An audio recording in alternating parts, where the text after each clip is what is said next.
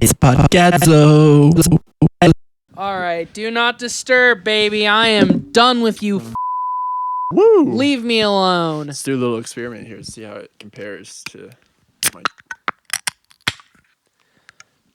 The can noise was pretty jarring. You could really hear the aluminum bending when you were trying to get it open. It wasn't. It didn't have the same.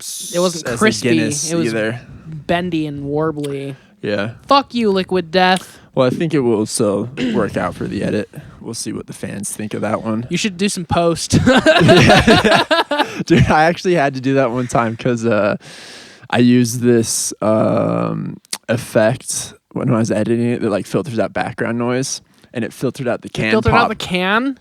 Yeah, which was crazy. It did so its I literally job because that should be background noise. It should not be a whole thing. True. It doesn't understand my creative vision.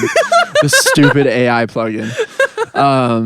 But I had to. I didn't want to go back and like edit the audio again and rebalance it, so I just got a can pop sound effect and edited it in post. So yeah, nice. I do have experience doing that. I have to do it for the Liquid great. Death. That's great. It is delicious water, though. I'll say that. Yeah, it's good. I like the mango chainsaw. I almost bought that one. The bury it alive. I think those are the only two I've tried. Okay. I like mango. I don't really want to spend $13.99 on a case of water. Dude, it's very individual expensive. Cans, like if you're really thirsty, one can. One can, yeah. It's same as bottled water, and you know, I like the aesthetic. Minus the bottle. Minus the bottle. Whoa, that's like the whole point. Yeah. It's their whole prop is putting water in cans. Yeah, and it's making gone alcoholics gangbusters. It's crazy. Fooling how alcoholics successful it into is. thinking they're drinking. Yeah, for real. That wasn't a dig That is at a you. big. No. I know you're not calling me an alcoholic. I can stop anytime I want. You are. Proven. Yeah, you're by doing it this. now. Yeah, doing a 1 day in? sober April. Congratulations. Yeah, I didn't drink yesterday. I drank yesterday. Wow, What a that's little rare. Yeah, what a reversal. change up. I took a shot at the bar because yesterday was also a horrible day. Ah, yeah. Nothing like ending a bad day with the shot. I only do it like once every 6 months. Yeah. Yeah, I decided like I went into the new year because you know obviously like the holidays is a time of heavy drinking and stuff. I thought that'd be bigger. So yeah, it was disappointing. Sorry. Definitely I'll put a sound effect in for that one. Put like a squeaky. Yeah. But you know, so the holidays, a lot of drinking over the holidays. I went into January being like, okay, you know, cut back on the drinking a little bit. Been giving my liver hell for all of December. But like since the new year started, it just feels like there's always an excuse to drink. And you know, I have no problem not drinking, but I'm always like, if I'm gonna have one, I'm gonna have a couple and enjoy myself. I'm gonna drink. And like after a while, I just look back and like, man, I've drunk a lot like over the past week. So yeah, decided to do a sober April, give my liver a break. You're only supposed to Felt drink like time. 2 drinks a week, so. There's varying statistics, but I definitely was not doing 2 drinks a week. I stick by the 2 drinks a week. I feel like there's That takes a lot of research discipline. behind that. And if that's truly the number, I'd rather just quit drinking entirely. I think I drink a drink about every 2 to 3 months, which is nice for me because then it's like I only need one. Yeah. Like one gets me exactly where I want to be. I hate being drunk. Hate losing control of my faculties, and even one makes me start to feel like I'm losing control of my faculties. So that's lovely. I'm a big guy who drinks a lot. It takes a lot. I'm a pretty big guy too. Yeah, I weigh a lot. That'll be a benefit of the sober month too. Is if I do go back to drinking in May, tolerance will be lower. Mm-hmm. Yeah, spend less money on drinks at restaurants and whatnot. Yeah. But yeah, I like watched some YouTube videos just about alcohol, just 'cause I was curious, and I was like curious about people doing like sober ones and stuff. So now my YouTube algorithm is a lot of alcohol videos and like why I quit drinking and I'll never drink again and like how bad alcohol is for you. And it is pretty crazy like how much of that is just brushed under the surface, and you know that's well-tread territories. You know how accepted drinking is in the U.S. and everyone talks about it, knows about it, but it is just really easy to forget that. It is a drug and it's pretty bad for you. And you do it a lot. I stopped smoking weed on the podcast because I felt like kind of weird about smoking weed on the podcast. Really? But yeah, just like It's especially like taking dabs. Like some people see that and they're like, "Whoa, you're doing like hard drugs." You Yeah. know what I mean?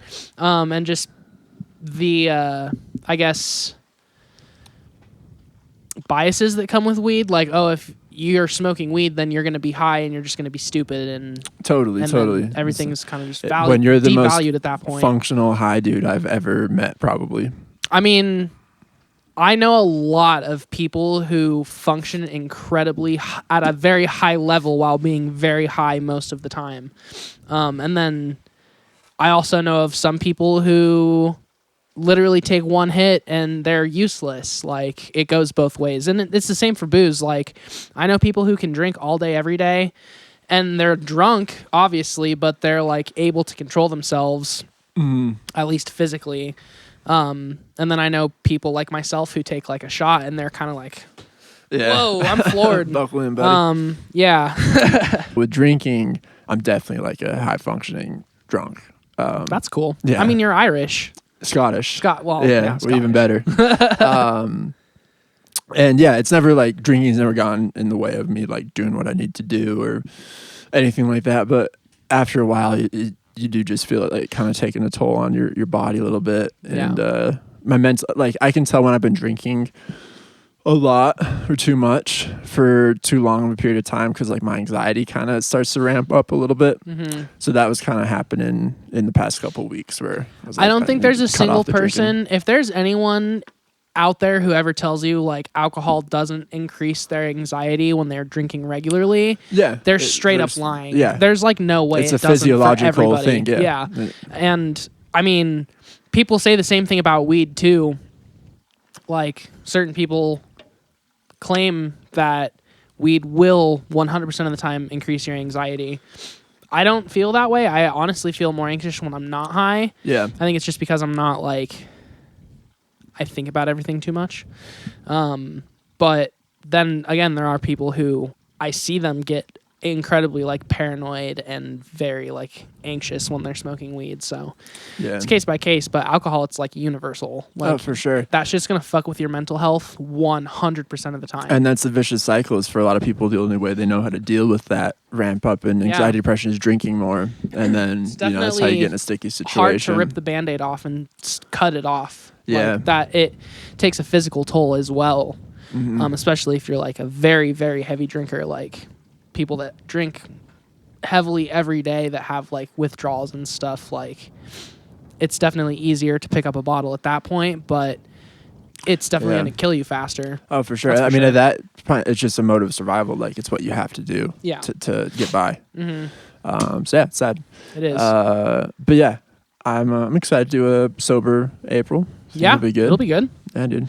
And I was thinking I might get into the NA beers. Bring some of those non-alcoholic Guinnesses. I've never had one. I've been kind of opposed to them in the past, but we sell a non-alcoholic beer at my bar. That's not bad. The one we have is the IPA. Is it that Athletic? It is brewing company? Athletic. Okay, yeah, I see them a lot. It's pretty good. Like, it definitely still tastes like a beer. Yeah, so you're still getting everything you need out of it. And that's all I want most of the time. Like, just the flavor of and like having a cold, nice beverage after a long day. So yeah, I've had the NA Heinekens, which are good. It still hits like a Heineken. That's cool. I think I've had an NA Corona too. Oh, okay. Yeah. Which Corona sucks. Like, the NA one's not any better than the original. Yeah, I know. It's not worse either. Yeah. Well, how about some new music? All right, yeah, we've got a little bit of business to attend to first. Okay, let's do it. So I know we're trying to make it short, but I prepared for you a statement because we released a video the other day. More at this point, like probably 3-4 weeks ago. It'll be 2 weeks ago when this comes out. Yeah. Damn. I'm assuming you're talking about Larimer Street? Yeah, so we released a video for Larimer Street. It's on YouTube. I think it's really good.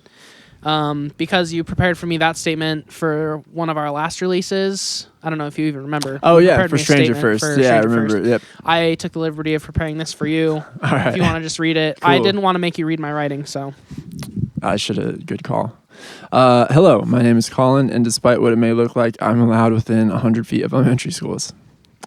Anyways, I am here on behalf of the band Podcadzo, which I am 1/3 of, but creatively speaking, more like 1/10 of, to tell you all about our new. That's generous. Thank you. To tell you all about our new video from the basement. To tell you all about our new From the Basement session video for our song Larimer Street. It is now on YouTube. If you're anything like me, you are sick of all the mediocre content on YouTube and you want something truly good to entertain yourself with. This is almost that. It's now how to build an explosive and not get caught by the FBI, or Island Boys kissing. They kissed? I didn't see that. No. Oh, I'll show you later. Okay. I do love the Island Boys, but it is up there with the likes of Keyboard Cat. Whoa, that's a stretch, maybe. Or most people don't even know who that is now. True, that's some true millennial internet stuff. Or Owen Wilson Says Wow compilation. I'd like to think that this video is proof that the Beatles are bigger than Jesus, but Podcadzo is bigger than the Beatles. If you haven't watched it yet, frankly, I think you're a dumbass and you probably smell bad too. So get on our YouTube and go check it out ASAP. Very well done. It's a very good statement, Julian. Thank you. Good job. I think. Can you believe he's allowed within 100 feet of elementary schools? This mustache looks differently, but Kids don't want you there, but you can't go there. I can go there. I actually am in 100 feet of an elementary school quite often because there's one right by my house. Edit that out. I was within 100 feet of one just earlier today. While school was in session? With Klaus. Well, school wasn't. They were on recess. Nice. Let me tell you, these kids. What'd you see? I was on a run today and I ran by the school. And it's not my fault that I run faster naked. You don't want to be restricted by heavy weight. I don't want to be restricted by heavy weight. That actually reminds me of reading a book right now called Born to Run. Now the Bruce Springsteen song's a reference to that, but it's a book about running. I was going to not ask, but I was in my head. I was like, oh, Bruce Springsteen. Mm-hmm. Because you like him now. Yeah, dude. I'm a Springsteen head now. It's fucking weird. It is weird. A Bruce Springsteen song was on the other day, and I got super into it. It was just on in the background. I got so into it, and I was like, I can't believe I've been depriving myself of this my whole life. I'm glad I'm on the Springsteen train right now. But I'd recommend that Born to Run book. It's really fascinating. It's about this guy who he like writes for Runner's World's magazine, and he like does a bunch of other stuff, and he's running and he hurts his foot, and his doctor says you should basically give up running, like it's bad for you, you're gonna have foot problems the rest of your life. He hears of this tribe in Mexico called the Tarahumara, who are like well renowned for being the best endurance athletes ever. They run like hundreds of miles a week and do it pretty much barefoot. And so this guy goes and because that's what they do. They don't have shoes. They just strap some leather to the bottom of their feet and run. Some shoes. But yeah, so he goes and tries to find the Tarahumara. It's really good. All right. I'll add it to my list. Yeah. That was a burp. That one's good. That was nice. I'm going to edit that sound in for yours. Dude, post that one up too. Yeah. Put that on nice soundeffects.org. All right. Well, yeah. So Larimer Street, go check it out. It's on YouTube. Yeah. Has 2.5K Not bad views right now, which I didn't expect. So yeah. Thank you guys. Thank you for watching it. Yeah. Please like it too. If you're going to watch it, give it a like. One button. You're press. already there. Something to do while you're watching the video. It helps your boys out. And subscribe. Mm-hmm. Then you never miss one of these episodes. There of might be Podcadzo. another one coming. Or I don't know. Yeah. I don't know. There might be Maybe. another one for a different song. One of our songs even maybe. One of our, yeah. Not someone else's song. Not someone else from the basement. Yeah, we might get sued by Nigel Godric. Yeah, we do. From the basement. Well, that's why it was in quotes. Exactly. It's from the basement. We're literally in a fucking basement. Your basement. So, yeah. You don't own it's that. fair to call it that. Totally. Mm-hmm. All right. Well, why are we really here? I don't know. Okay. Well, we can wrap it up. We can talk. Yeah. Well, we can talk about new music too if you want. Yeah, let's do it. So pretty short list, honestly, for me. Yeah, for me Not too. much. But it's crazy. It's already April of 2024. 3 whole months have passed. We're in CQ2 of 24. So we talked a little bit about some music already released in January, like early on in the year. But that episode was so successful, we figured we should just do it again. Yeah. This is what people want. Different months, though. Our takes on new music. Which isn't even really new at this point because True. February was Yep. fucking ages 2 months ago, potentially. February does feel like years ago. Yeah, that leap day really makes the whole year feel longer. Oh, for sure. I know. That day was insane. It's crazy.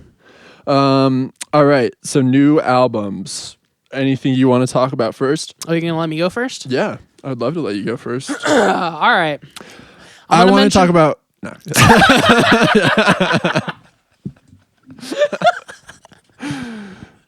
Go for it. I'm going to try to mention one that I think we both are interested in. Yeah. So maybe that's a good jumping off point. That'd be great. Oh, and also I have singles too. I want to mention some singles. Good. Cool. The first album though is Tank, Idols. Didn't write That's so down funny. the day it came out. When I was jokingly interrupting you, I was going to say I want to talk about Idols. Well, I beat you to you interrupting me. Mm-hmm. So you're welcome. Well done. Tank, dude. It's pretty fucking good. It's I'm not really really good. an Idols guy overall. I'd say like I'm not interested in the majority of their earlier stuff. Mm-hmm. But this album's pretty fucking good. I've been a big Idols guy for several years now. They're maybe the band that I've tried to get other people into the most, especially if I like hear they like any other like punk music or heavy rock music. I'll be like, oh, have you heard of Idols? So yeah, I've been a big fan really since like their first album. And then I really got on board with Joy as an Act of Resistance. Which is a great album. I love that album. Yeah. Yeah, they have great titles all around. But yeah, Tank. Very different sound, a departure for them, but pulled off extremely well, in my opinion. Yeah, the Nigel Godrich production Yep. is fucking crazy. Like it doesn't sound like something that Nigel Godrich would necessarily produce. I think it sounds a lot more modern than most of the recent Nigel. Well, maybe not all. That's maybe unfair. Mm-hmm. What Nigel Godrich is known for is not necessarily what this album sounds like, I guess is what I'll say. And I think the fact that Idols wanted to like do something different, but also maintain like the post-punk universe is pretty cool. I didn't know you could give Google reviews on an album. You shouldn't be able to. Yeah, that's kind of crazy. If you want to put your opinions on the internet, then start a podcast like the rest of us. Yeah. Do the hard work, baby. Exactly. Take the road less traveled. But yeah, Idea 1 is a crazy opener for an album, yeah. like especially an Idols album. Mm-hmm. It's super out there. And the dude, maybe I'm wrong because I don't know the past Idols, but he doesn't really sing on their early stuff, right? Screams. Joe yeah, Talbot. there's a lot of melody going on. Even in the yelling, there's some melody. Mm-hmm. Not all the time, but sometimes. Yeah. No, that song is really, really dope. I remember like the day it came out, I put it on pretty early in the morning on the like house system on our turntable via Bluetooth. And I kind of expected Julia to yell at me to put something else on because it was early and I was playing Idols. But that song opened up and she was really into it. And I was into it. It's a gentle opener. Yeah. Drops nice. you into the heaviness a little bit later on. Which, I mean, Gift Horse is kind of heavy, but it's not really, though. No. And there's a whole, like, obviously some songs it's more apparent, like Dancer. Mm-hmm. There's more of a dance element to the album overall, Mm-hmm. which, you know, can kind of level out some of the heaviness and the it's yelling. more about being super driven than it is about being really heavy. Yeah. Super true. Not a big fan of the song Dancer, I'm not going to lie. Yeah. That was one of the first singles they put out. Mm-hmm. And it has the feature from LCD Sound System. Maybe that's why it sucks. Yeah. What is our official stance on LCD on this pod? We've been all over the place. Well, I wanted to do an episode about them, and we did one. We did one.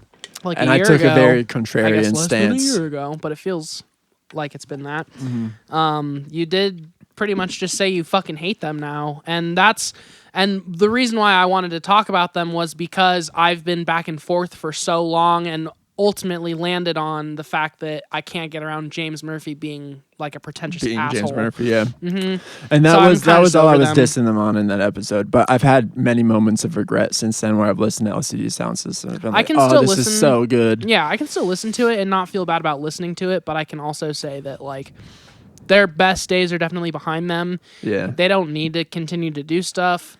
If you want to play residency shows, that's fucking fine, whatever. But like, just don't try to say that you're a genius. And one of my points of contention is that they did make this big deal out of breaking up or, retiring, and then only to very form... unceremoniously came out again and made like very subpar albums after that. I actually had like a full-on debate with my mom about this because she just said to me essentially like, they said they were breaking up, like they genuinely thought they were breaking up. And I threw her the Thrice parallel of when Thrice went on indefinite hiatus. They literally said in their farewell message, like, we don't know if we will ever play again or not, but it's better to leave it open-ended. It's like, hey, take that as your lesson. Don't just say, we're going to break up forever, because as soon as you come back, it automatically makes all that shit seem so shady. Like, yeah, exactly. They sold all those tickets only because people thought no one was ever going to see LCD Sound System again. It's a cheap trick. And James Murphy was like curmudgeon-y at that point. He's like, clearly doesn't want to be doing it anymore. He wasn't into what they were doing. He wasn't having fun in their live performances, it didn't seem like. And then he just immediately went into his little crab shell and introverted himself for like 5 years until they made an album. And it's like, yeah, that album's pretty good, but just the fact that it feels like a reunion album makes it seem like a hoax, kind of. You know what totally. I mean? Yeah. No, I couldn't agree more. I thought it was a cheap trick on their part for sure. And I lost a lot of respect for LCD with that happening. But yeah, overall, this Idols album is really dope. It has some cool music videos too. Did you see the Grace music video? The Grace video AI is Yellow. Mm-hmm. Oh yeah. The song Grace is what got me interested in this record initially. Mm-hmm. It's a great song. It's a really good song. Yeah, it's probably my favorite on the album too. It's probably mine too. Mm-hmm. Okay.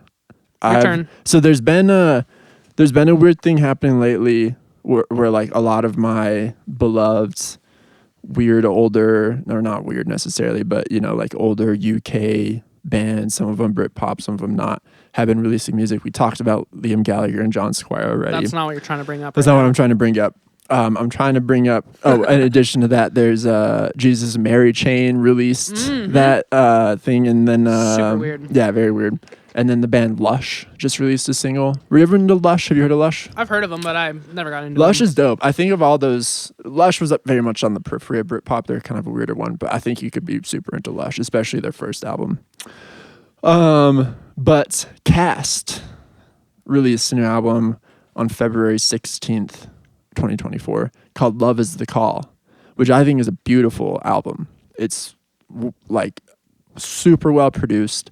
It is very dad style classic rock. Cast was always on the more of the classic rock tip, more on that spectrum of the whole Britpop thing. But Love Is the Call is like a really sweet, well produced, interesting album in my opinion. I like the song Far Away. It's a good song.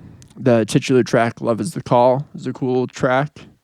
Yeah, it really, and like the sequencing on the album is really good too. All the songs flow together real nicely. So you might want to check this one out, Julian. Love Is the Call by Cast. Cast was formed, I forget the dude's name. Let me see if I can find it real quick.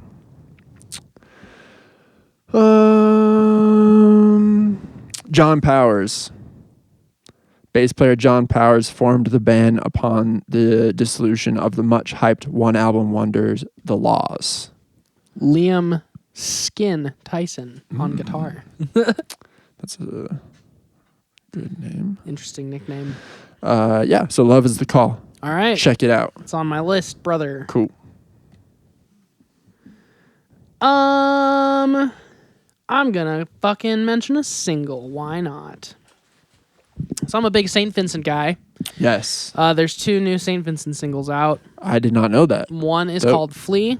One is called Broken Man. Flea just came out a few days ago. Broken Man's been out for a few weeks now. Seems like she's going in a bit of a heavier direction. It's more of like a modern rock sound, which is pretty interesting. It's still pretty poppy, but not that much synth. A lot of like distorted guitar, amp-driven sound.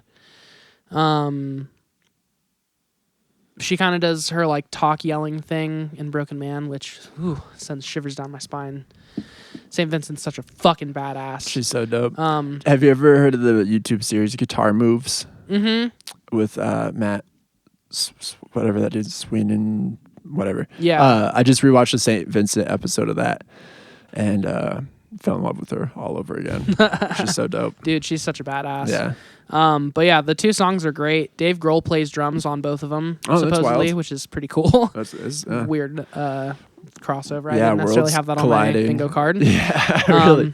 But yeah, I think it's interesting to see the direction she's going in. She's been saying for a while that she wants to make like a metal album. This definitely isn't that, but it is definitely heavier. All the art so far has been like black, and there's been like a lot of like fire. Word. And yeah, seems pretty fucking badass. So, St. Vincent, dude. Check her out. All right, I'll bring up a single too, and this is more to talk about the band rather than the single itself, because I like the song, but it didn't leave a huge impression on me. But Of Montreal, Young Hearts Bleed Free. Sure. You a young Of Montreal? Yeah, dude. Yeah. Okay, I didn't know they put out a single. Yeah, it came out a couple weeks ago. So yeah, I haven't spent a lot of time with the single, but I did just want to bring up Of Montreal because they were, I don't really remember, like I think they were just like kind of recommended to me one day, and I got obsessed with Of Montreal for a good like year. Just probably like my most played. Hissing Fauna, Are You the Destroyer? That album was probably my most played album, whatever year that was that I got introduced to him. Yeah, we had tickets to see Of Montreal. I think this was like 2017, 2016 on 420. And for whatever reason, I couldn't make it to the show. And still something I regret, not seeing Of Montreal. You piece of shit, dude. Yeah, dude. Big disappointment in my life, personally. Real quick, I was talking about, old British bands releasing music. Ride came out with a new album, too. I saw that, yeah. Which I've been meaning to listen to. I haven't checked it out, but Yeah. that's super weird. Yeah, it's crazy. So, like, the 3 things right now in my new Apple Music is Lush, Ride, and Jesus and the Mary Chain. Like, it's The 1989 algorithm or something. fucking knows you. It does indeed. Okay. I am going to mention Blue Lips, the new Schoolboy Q I record. thought that would come up. We did mention it already, so I'll keep it quick, but I think the last time we mentioned it had like just come out a few days prior. I think it's probably the record I've listened to the most this year, although the new Elbow record is definitely giving it a run for its money. I think it's Schoolboy Q's most fearless work. I think it's his most inventive and explorative work. I think there's not really a single bad track on the record, and the record is pretty long and lengthy, and I feel like most of the time these days when a rap record comes out with 20 tracks, 10 of the tracks are transition tracks. The other 10 tracks are 2.5 minutes long and like 1 verse and 3 hooks. Mm-hmm. So it's really nice to have a full-length rap record that's full of substance all the way through. I think you can never really predict where the songs are going, even if you feel like you can. So I really think it's just a fun listen. It's super fun to listen to, and it makes me feel like I want to fuck some shit up when I listen to it. So Couldn't agree more. You got me on it, and I've listened to it a couple times. I've been blasting a lot at the gym. Great gym album. It really is. Yeah, it goes very hard. And yeah, it's like a refreshingly artful and interesting album as a whole. Yeah. Which, is just for music, like pop music or rap music or whatever, like any popular form of music in general, to like have an album that's so cohesive and tight is cool. Yeah, and to see someone who's a bit more OG pull one out when they don't necessarily need to, for sure, is also just super like exciting. Like just, I don't know, Schoolboy Q gets me excited about rap in a way that most people don't, just because he always is so inventive, and even when his albums aren't great all the way through, like the ideas that he has are always very solid. So yeah. I think we talked about this briefly a couple episodes ago, but the new MGMT album, Loss of Life, came out. I did put that on my list. Yeah. So I'm overall a fan of this album. I think it's a cool album. I think when last episode I talked about how much I love their last album, Little Dark Age. Mm-hmm. And I wouldn't say that like MGMT continues to evolve. I didn't want them to make something that sounded like Little Dark Age, but with that album they like were really honing in on a lane, a sound that I just thought was so dope and that I loved. And I was hoping for, I guess, a little bit more of that on this album, but that's also kind of like a silly thing to say, that we wanted this album to sound more like their last album. So yeah, but overall I think it's a cool album. It's really interesting. Let me pull up the fucking track list real quick.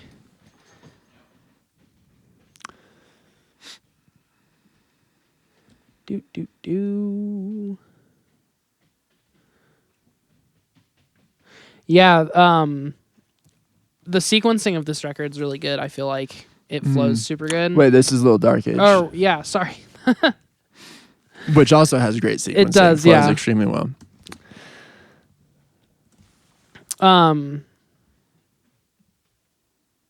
Oops, what am I doing, bro? Boom. Yeah, this album flows really well. I think the song Mother Nature is super cool. Yeah, that's probably my favorite track on it. And the closer, the title track, Loss of Life. also very good song, I think. I like stylistically that it starts off with Loss of Life Part 2 and then finishes off with Loss of Life. It did make me wonder if they pulled a Kendrick and like they're going to flip the track list in like a year and be like, this is the real order of the album. Ooh. Or if they're going to just reorder it in any way for like a vinyl release. Yeah. But yeah, no, it's pretty cool. I honestly hope they don't fuck with the sequence of it too much, because I think it makes a lot of sense the way it is. But I also thought that about Damn, and then I listened to the Damn Revisited or whatever. Yeah. And it's so much better backwards. True. So, word. Anything else? God damn it. I didn't want to catch you off guard there, buddy? Yeah, it did, in fact. Last thing I'll mention, and this again is more to talk about the person or the band that they're in rather than the release itself. Jay Mascis from Dinosaur Jr. put out What Do We Do Now? This was like in early February. And also one I haven't spent too much time with. I just, the single off of it, which is Can't Believe We're Here, was the first single, I think. And he did like a music video for it and stuff. So that's how I found out about it. I've listened to that song a lot. Okay. But I'm a big Jay Mascis Dinosaur Jr. guy. I like Dinosaur Jr. and I know Jay Mascis is like really cool, but I've never listened to solo Jay Mascis really. Speaking of guitar moves, rather, that's a good place to start with him too. They did a guitar moves episode for Jay Mascis. That's and cool. Yeah, you just realize like what an innovative guitar player he is and how proficient he is, and like he's just such a sweet, cool guy too. Yeah, so that's dope. Big fan of his. Yeah, I think that's. We have to mention the Vampire Weekend singles. Yes, Mary Boone and Classical specifically, because I feel like Capricorn and Gen X are a bit older now. Yeah, we talked about it. We talked a little bit about Classical with Connor. That was our favorites. Yes. Since then, we've had another one. Mary Boone. What do you think about Mary Boone? Mary Boone is amazing. Yeah. I love that song. At first, I gotta be honest, first listen, I was like a little annoyed by like the samples again, and like this isn't, I don't really mean this, but it kind of just felt like cheap tricks of like getting some just like vibey, cool samples and like piecing those together in the middle of a song. But listening to it more, I'm just a huge fan of it. And I love the lyrics and the concepts. Do you know who Mary Boone is? I don't actually. She was like she was big in like the 80s New York art scene. She was a gallery owner, and she like displayed a bunch of the important artists that were around at that time. And she was like a kind of a character in and of herself, and she ended up getting in trouble for tax fraud stuff, which is how she became kind of a notorious person. But I was listening to Ezra talk about the song, and he was saying like, you know, it's not really, it references her obviously, and but it's not really about her. Like the concept of the album is like kind of like a nostalgic look at New York, like New York in the 20th century, and like revisiting these like haunting lost images of old New York. And they just thought like Mary Boone was a cool part of that and that whole scene. So that's what it centered around. Okay. Yeah. Makes sense, because did you watch the video for it, or have you? I've seen sure the you've visual. other videos. I saw like the one of the Lincoln Tunnel, where they're just driving through Lincoln just Tunnel. driving. Yeah. Yeah. The visualizer, whatever they call those. Yeah. Yeah. Oh, I thought that was like the actual video. They said it's not an official music video. It's just the visual for the YouTube release. Well, yeah. they put a shitload of production into it. Yeah, it's really cool. It's like, I mean, it's shot. Presumably, it's hard for me to know. Like, I haven't done that much research, but like, how much of that footage is actual archive footage, and how much of it is like recreated? So they actually talked about that. How I know any of this is they talked about it on Time Crisis. Okay. And parts of it are archival footage from a YouTuber actually that he put up a video like years ago, and so they took some of that. But most of it was shot recently, and it's actually features the rapper Despot. You know Despot at all? Mm-hmm. Yeah, so that's Despot, and they're driving the car. Got it. Well, I knew. Okay, yeah, I knew that. That makes sense. It's like, I guess there's a lot of like 80s and 90s footage of New York specifically, like New York City. Right. Yes. So that's really cool. Uh-huh. Like, it seems like they're definitely paying homage to their roots and stuff, but it's still sounds modern. Mary Boone seemed like a bit of a sore thumb to me, like conceptually. Like, the other songs make sense together. Mm-hmm. This one doesn't really make sense with the other ones. So I'm hoping that the album is a bit more of like a journey, and it's not just like a bunch of random songs, or like 4 of the songs make sense and 4 of the songs are random, because I feel like, again, Father of the Bride, some of it made sense and some of it was just super fucking random and didn't seem like it belonged anywhere with any of the other shit that was on the record. So I just don't want it to be a case of it's a hodgepodge random collection of shit, because I feel like Vampire Weekend has always been so much better at a full project. Yes, totally. But that being said, Mary Boone's a great fucking song. Yeah, that was part of my beef with Mary Boone too. Upon first listen, it's like, oh well, this is breaking the formula that I've come to love from the first 3 releases. But not to just regurgitate a bunch of Time Crisis stuff, but Ezra did actually say that the album is very much a journey. I think he wants people to think it's a cohesive project, an entire project with a vision that goes the whole way through. And he was saying that like with the first several songs they released, that it kind of paints a dark picture of the world. They're more on the darker side. But that's just how the album kind of kicks off, and it takes twists and turns. Okay. Mm-hmm. Interesting. Yeah, I mean, I just hope it makes sense to me, selfishly. But like, and with the 4 songs they've released, that's like about half of the album now. Yeah. So like they're not leaving a ton It's of literally room. half. Yeah, they're not leaving a ton of room to fill in the gaps there. But Yeah. we'll see how they pull it off. I hope they do. I think Classical's still my favorite single. Mine too. It's such a banger, dude. Yeah. It's so fucking good. It reminds me of like LP3 kind of, but it's also so much more mature than anything on LP3. Mm-hmm. And Chris Thompson specifically, I feel like he's been really good at maintaining like a youthful energy behind drums, while also like showing that he kind of knows what he's doing now. Because Definitely. like I listened to Classical and then I went back and I was listening to Modern Vampires of the City, and even on that record the drumming is still it still lines up with LP1 and LP2, and there's like a big jump on LP3 where like he's like using double kick pedal on on Sympathy, and his just drumming has just come a long way. Yeah. So on Classical, I feel like he splits the difference of throwing in good drum prowess, but also still being like really light and simple, and letting everything else just shine through. No, I think that's well said. I think you could say the same about Ezra too.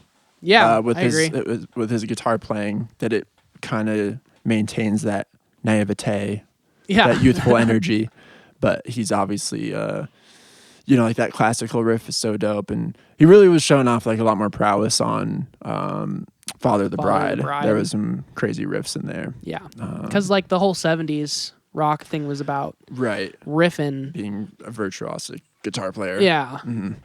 And I think Ezra is virtuosic, but he still lets simplicity reign supreme, and just he doesn't get caught up in his head like a lot of super prophetic musicians do, where they just like add as much as they can to a song. For a little bit, I think it could be argued that some of the like really early Vampire Weekend, they were maybe just throwing too much shit into songs. Yeah.